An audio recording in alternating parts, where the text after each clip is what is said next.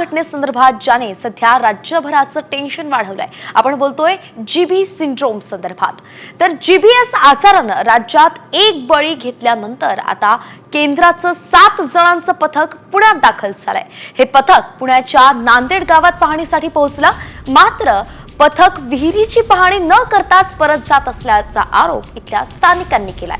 तर गावकऱ्यांनी पथकाला रोखलं, त्यानंतर पथकानं विहिरीतील पाण्याची पाहणी केली आहे। दरम्यान काल पुण्यात रुग्णालयाला सुद्धा या पथकानं भेट दिली होती।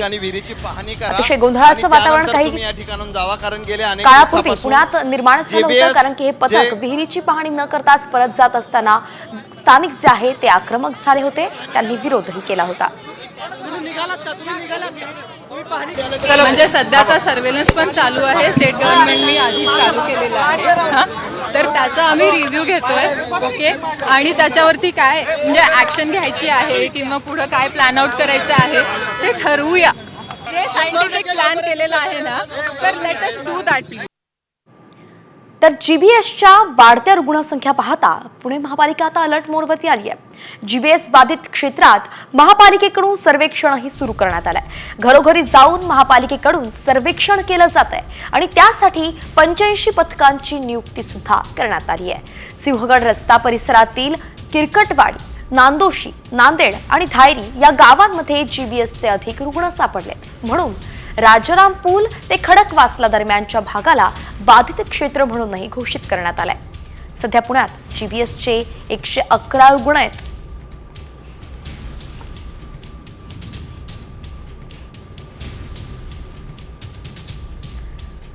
यानंतर थेट सांगलीतून बातमी आहे। पुण्यात धुमाकूळ घातलेल्या जीबी सिंड्रोमनं आता सांगली जिल्ह्यात सुद्धा शिरकाव केलेला आहे। सांगलीत जीबी सिंड्रोमचे 3 रुग्ण आढळलेत।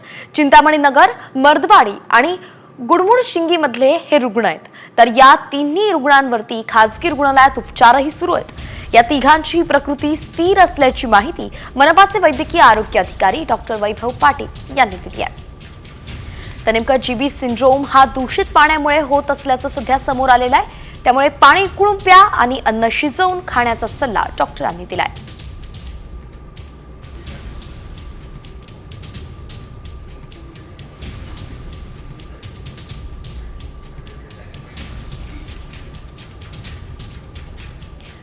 आणि यानंतर वळूयात टॉप 50 कडे। राज्यभरातील उर्वरित बातम्यांचा वेगवान आढावा। राज्याच्या रखडलेल्या कामामुळे अकोट अकोला मार्गावरती प्रचंड वाहतूक कोंडी होतीये। दुपारी 1 ते सायंकाळी 5 वाजेपर्यंत प्रचंड वाहतूक कोंडीचा त्रास इथल्या प्रवाशांना सहन करावा लागतोय।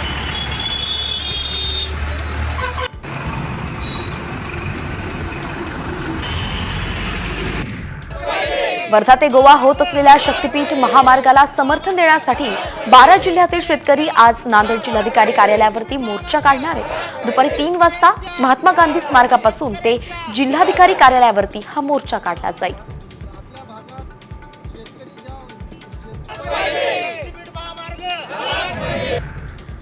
आज बुधवारी मध्यरात्री 12:30 ते 3:30 या दरम्यान सीएसएमटी ते मस्जिद या स्थानकांदरम्यान इमर्जन्सी ब्लॉक घेण्यात येणार आहे। मध्य रेल्वेनं 25 जानेवारीला मध्यरात्री सीएसएमटी ते मस्जिद स्थानकादरम्यान कर्नाक पुलाच्या पुनर्बांधणीसाठी 6 तासांचा ब्लॉक घेतला होता, मात्र त्या काळात नियोजित काम पूर्ण झालं नव्हतं, म्हणून आज पुन्हा ब्लॉक घेतला जाणार आहे।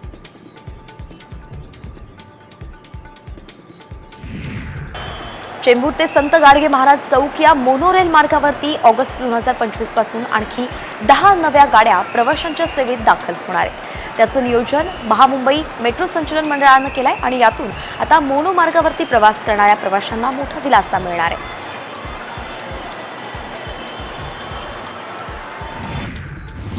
एसटी पाठोपाठ आता पुण्यात पीएमपीएमएलची तिकीट दरवाढ होणार असल्याचंही म्हटलं जात आहे। इंधनाचे वाढते दर, वाहनांच्या सुट्या भागाच्या वाढत्या किमती आणि कर्मचाऱ्यांची झालेली पगारवाढ यामुळे पुणे महानगर परिवहन महामंडळाला मोठ्या तुटीला सामोरं जावं लागतंय, म्हणूनच भाडेवाढ होऊ शकते।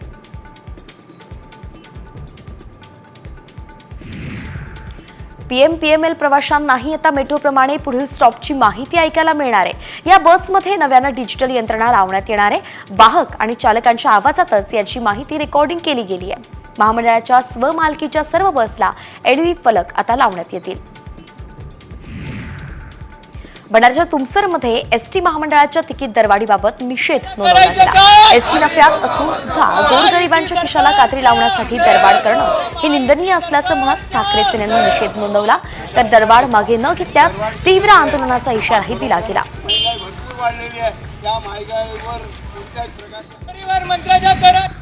जळगाव भुसावळ महामार्गावरती अज्ञात वाहनानं रस्ता ओलांडणाऱ्या हरणाला जोरदार धडक दिली गेली आहे. या अपघातात हरिण हे जागीच ठार झालं.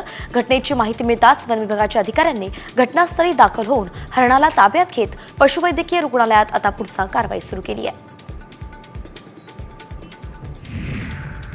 बुलढाण्यातून जाणाऱ्या धुळे नागपूर राष्ट्रीय महामार्गावरती मलकापूर ते खामगाव दरम्यान मोठ्या प्रमाणात बायोडिझेलचे पंप उभारून अवैध विक्री केली जाते.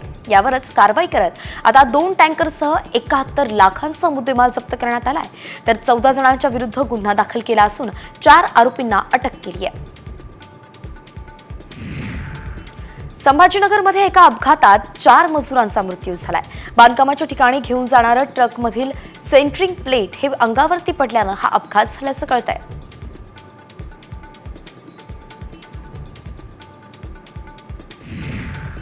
जळगावच्या रावेर तालुक्यातल्या तांदलवाडी गावाजवळ अवैधरित्या सागवान लाकडाची तस्करी करणारं वाहन वनविभागाच्या पथकानं पकडलं. या वाहनातून सुमारे 50,000 रुपयांचं सागवान लाकूड आणि वाहन असा एकूण 4 लाखांचा ऐवज जप्त केला गेलाय. वाहन चालकाला वनविभागानं ताब्यातही घेतलंय. अंबरनाथ शहरात सध्या सगळीकडे कचऱ्याचे ढीग साचल्याचं पाहायला मिळत आहे. एकीकडे शहरात घाणीचं साम्राज्य असताना दुसरीकडे मात्र पालिका इलेक्ट्रिक गाड्यांचा आग्रह धरून बसली आहे. पालिकेचा हट्ट आणि ठेकेदाराची हतबलता यात मात्र नागरिकांचे हाल होत आहेत.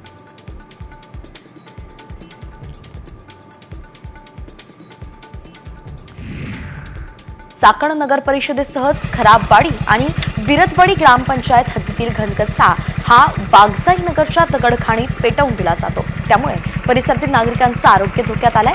या कचऱ्याचं योग्य नियोजन करावं, अन्यथा संबंधित विभागाच्या ऑफिस बाहेर कचरा टाकण्याचा इशारा ग्रामस्थांनी दिलाय.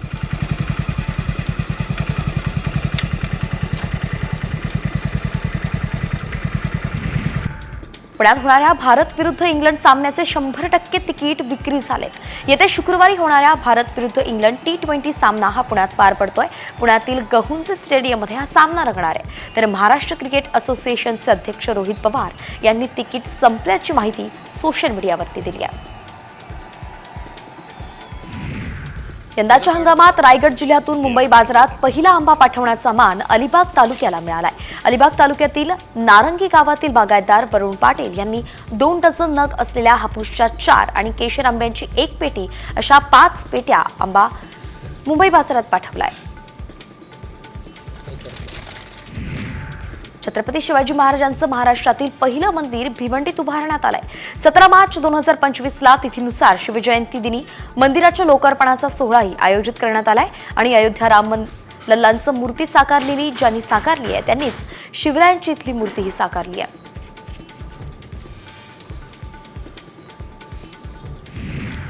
बुधवारी 29 जानेवारीला पहाटे 1 वाजता प्रयागराज महाकुंभात चेंगराचेंगरी झाली. या अपघातात अनेक लोक जखमी झाल्याची माहिती आहे. आणि यासोबतच 10 भाविकांचा मृत्यू झाल्याचीही भीती व्यक्त केली जाते. घटनेची माहिती मिळताच पोलिसांनी इतर प्रशासकीय युनिट्स घटनास्थळी पोहोचले आणि मदत कार्य सुरू झालं.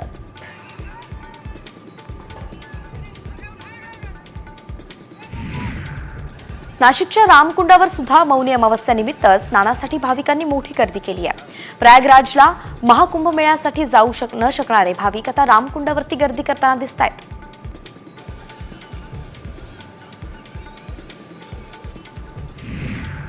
नाशिकच्या रामकुंडावरती मौनी अमावस्येनिमित्त स्नानासाठी भाविकांनी मोठी गर्दी केली आहे. खबरदारीचा उपाय म्हणून पोलिसांनी रामकुंडावरती जाणाऱ्या रस्त्यांवरती बॅरिकेडिंग केली आहे. पोलिसांनी रामकुंडावरती पायी जाण्याच्या सूचना भाविकांना केल्या आहेत.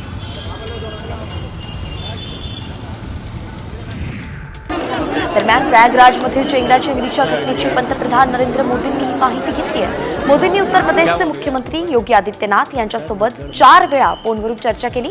जखमींवरती सुरू असलेल्या उपचाराची माहिती त्यांनी घेतली.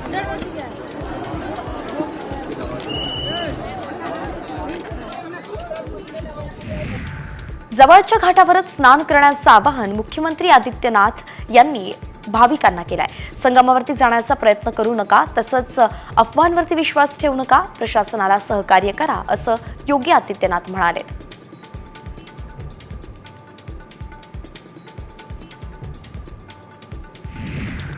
पुण्यातून महाकुंभला जाणाऱ्या बस रेल्वे गाड्या अगदी फुल झाल्यात. पुण्यातून फेब्रुवारीत प्रयागराजसाठी 400 खासगी बस आणि 12 ते 13 रेल्वे गाड्या धावणार आहेत.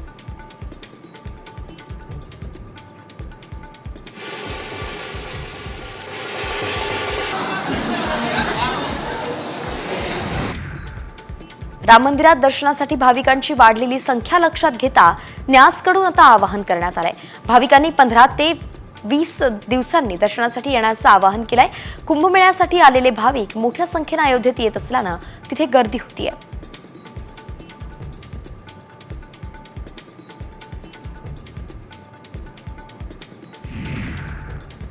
आणि एक महत्त्वाची बातमी आहे. महाकुंभमेळ्यात झालेल्या चेंगराचेंगरीच्या पार्श्वभूमीवरती आता राज्यात नाशिक पोलीस खबरदारी घेताना दिसतात. नाशिकच्या रामकुंडावरती मौनी अमावस्येनिमित्त स्नानासाठी भाविकांनी मोठी गर्दी केली आहे आणि म्हणूनच खबरदारीचा उपाय म्हणून पोलिसांनी रामकुंडावरती जाणाऱ्या रस्त्यांवरती बॅरिकेडिंग केली आहे. सोबतच पोलिसांनी रामकुंडावरती पायी जाण्याच्या सूचना भाविकांना दिल्या आहेत. या संदर्भात अधिकची माहिती देत आहेत आमचे प्रतिनिधी अभिजित सोनवणे. थेट जाऊयात. प्रयागराजमध्ये देखील महाकुंभ मेळ्याचं शाही स्नान खरं तर पार पडणार होतं, मात्र त्याआधी त्या ठिकाणी चेंगराचेंगरी झाल्यानं काही भाविकांचा मृत्यू झाला आहे, तर अनेक भाविक जखमी झालेले आहेत. नाशिकमध्ये देखील भाविकांची मोठ्या प्रमाणात गर्दी झाली आणि या सगळ्या पार्श्वभूमीवर नाशिकमध्ये रामकुंडावर कुठलाही अनुचित प्रकार किंवा घटना घडू नये यासाठी रामकुंडावर जाणारे जे प्रमुख रस्ते आहेत ते वाहनांसाठी पोलिसांकडून बंद करण्यात आलेले आहे. पुढचे देखील काही रस्ते आहेत जे प्रामुख्याने रामकुंडाकडे जातात, त्या रस्त्यावर देखील वाहनांना पूर्णपणे बंदी घालण्यात आलेली आपल्याला पाहायला मिळते आहे. सोबतच रामकुंडाच्या आणि गोदाघाटाच्या परिसरामध्ये ठिकठिकाणी पोलिसांचा देखील मोठ्या प्रमाणात बंदोबस्त तैनात करण्यात आलेला आहे. जी घटना आज प्रयागराजमध्ये घडलेली आहे ती अतिशय दुर्दैवी आहे आणि त्या पार्श्वभूमीवर आता नाशिकमध्ये देखील प्रशासनाकडून खबरदारी घ्यायला सुरुवात झाली आहे. कॅमेरामन प्रवीण काळबांडेसह अभिजित सोनवणे, साम टीव्ही, नाशिक. यानंतरची बातमी राजकीय गोटातून आहे. मंत्री धनंजय मुंडेंनी राजीनाम्याच्या बाबत एक मोठं विधान केलंय. अजित पवार आणि देवेंद्र फडणवीस यांनी राजीनामा दे असं सांगितलं तर राजीनामा देईन असंच विधान धनंजय मुंडेंनी केलंय. विशेष म्हणजे राष्ट्रवादीच्या बैठकीत धनंजय मुंडेंनी ही विधान केलंय. सरपंच संतोष देशमुख हत्या प्रकरणाचा मास्टर माइंड वाल्मिक कराड असल्याचा आरोप आहे आणि याच वेळी धनंजय मुंडे आणि वाल्मिक कराड यांचे आर्थिक संबंध असल्याचा आरोपही विरोधकांनी केलाय. म्हणूनच धनंजय मुंडेंच्या राजीनाम्याची मागणी आता करण्यात आली आहे.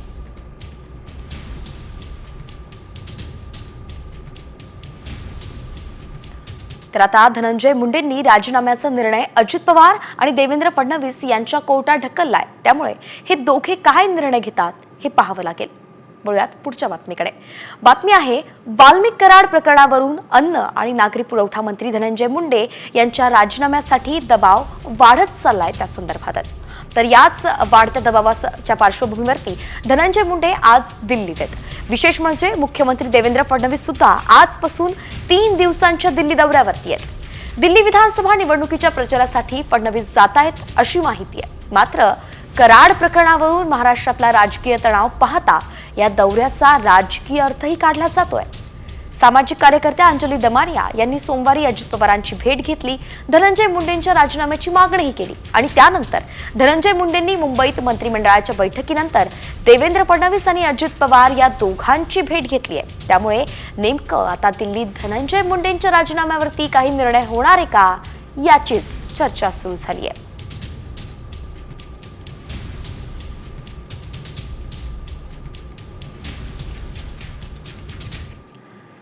अनेक इतरही राजकीय घडामोडी घडतायत, त्यांचा आता वेगवान आढावा घेऊया न्यूज पॉइंट 20च्या माध्यमातून. वाल्मिक कराड प्रकरणावरून मुंडेंचं टेन्शन वाढलंय. याच कारणासाठी धनंजय मुंडे दिल्लीत आहेत. विशेष म्हणजे मुख्यमंत्री देवेंद्र फडणवीस सुद्धा आजपासून 3 दिवस दिल्ली दौऱ्यावरती असणार आहेत आणि म्हणून आता दिल्लीत धनंजय मुंडेंच्या राजीनाम्यावरती काही निर्णय होणार का याची चर्चा सुरू झाली आहे. धनंजय मुंडेंच्या राजीनाम्यासाठी अंजली दमानिया यांनी आक्रमक भूमिका घेतली आहे. जर धनंजय मुंडेंचा आज राजीनामा घेतला नाही तर मुख्यमंत्री, उपमुख्यमंत्री आणि डीजी अशा सर्वांना पार्टी बनवून त्यांच्या विरोधात न्यायालयात PIL दाखल करणार असा इशारा दमानी यांनी दिलाय.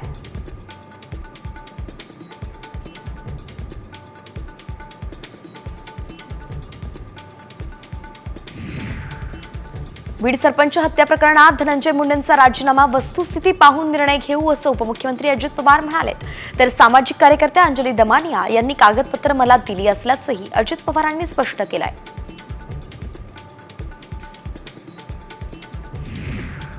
धनंजय मुंडेंच्या राजीनाम्याबाबत उपमुख्यमंत्री अजित पवार हे निर्णय घेतील. मी त्यांच्या राजीनाम्याची मागणी केली नाही अशी प्रतिक्रिया आमदार सुरेश धस यांनी दिली आहे. तर मंत्री धनंजय मुंडेंचा राजीनामा घ्यावा अशी मागणी विरोधकांनी केली आहे.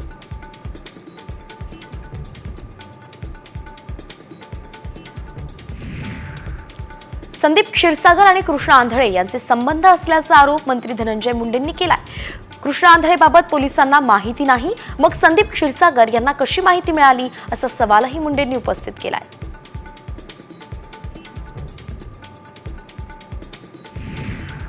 बीड सरपंच हत्या प्रकरणात मंत्री धनंजय मुंडेंचा राजीनामा घेतला पाहिजे अशी मागणी धनंजय देशमुख यांनी केली आहे. सर्व आरोपी फासावरती लटकतील तो समाधानाचा दिवस असेल असंही धनंजय देशमुख म्हणाले. तर राजीनाम्यावरती काही उत्तर देणार नाही असं मंत्री धनंजय मुंडेंनी स्पष्ट केलंय. अंजली दमानी यांनी काल उपमुख्यमंत्री अजित पवार यांची भेट घेतली होती. या भेटीवरती अजित पवार आणि देवेंद्र फडणवीसच बोलतील असंही मुंडे म्हणाले.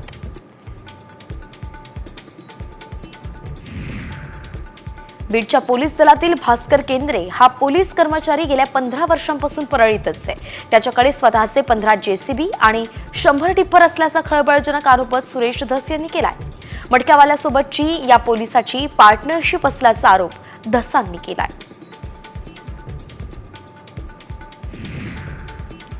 वाल्मिक कराड आणि पोलीस अधिकाऱ्याची ऑडिओ क्लिप व्हायरल झाली आहे. यामध्ये कराड आणि सायबर सेलच्या PSI निशिगंधा खुळे यांच्यात संवाद असल्याचं समोर आलंय.